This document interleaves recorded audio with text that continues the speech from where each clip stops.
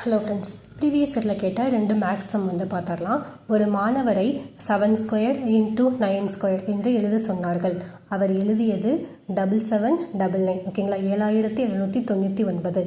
பெறப்பட்ட மதிப்புக்கும் உண்மையான மதிப்புக்கும் உள்ள வித்தியாசம் என்ன அப்படின்னு கேட்டிருக்காங்க. ஓகேங்களா, அவங்க வந்து 7² × 9² எழுத சொல்லியிருக்காங்க. ஆனால் அவங்க வந்து எப்படி எழுதியிருக்காங்கன்னா 7799 அப்படின்னு எழுதியிருக்காங்க. ஓகேங்களா, ஃபர்ஸ்ட்டு வந்து ஒரிஜினல் நம்பருக்கான வேல்யூ வந்து நம்ம வந்து கண்டுபிடிச்சிக்கலாம். 7² × 9², ஓகேங்களா. 7² வந்து 49, 9² வந்து 81. ஓகேங்களா, ரெண்டுத்தையும் மல்டிப்ளை பண்ணால் 3969 வரும். இதான் வந்துட்டு உண்மையான மதிப்பு. ஓகேங்களா, ஆனால் இங்கே வந்து அவங்க வந்து என்ன எழுதியிருக்காங்க, 7799 எழுதியிருக்காங்களா.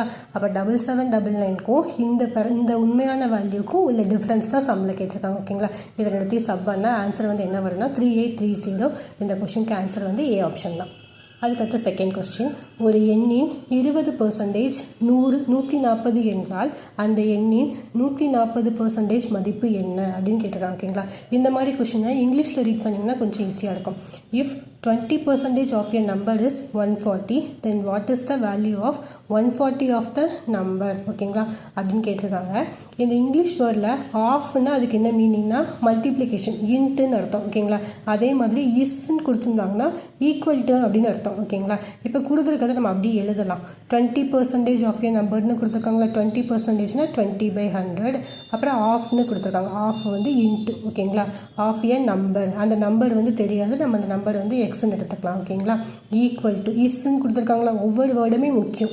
இஸ்ன்னா ஈக்குவல் டு போட்டுக்கணும். ஓகேங்களா, ஈக்குவல் டு போட்டு அது வந்து எவ்வளோனா 140 அப்படின்னு கொடுத்துருக்காங்க. ஓகேங்களா, ஃபர்ஸ்ட் இதை சால்வ் பண்ணிக்கலாம். சால்வ் பண்ணால் இதை கட் பண்ணால் 5 டைம்ஸ்னு வரும். இந்த 5 கொண்டு அந்த சைட் கொண்டு போனால் எக்ஸோட வேல்யூ 140 × 5. ஓகேங்களா, இதை மல்டிப்ளை பண்ண வந்து அப்படியே வச்சுக்கலாம்.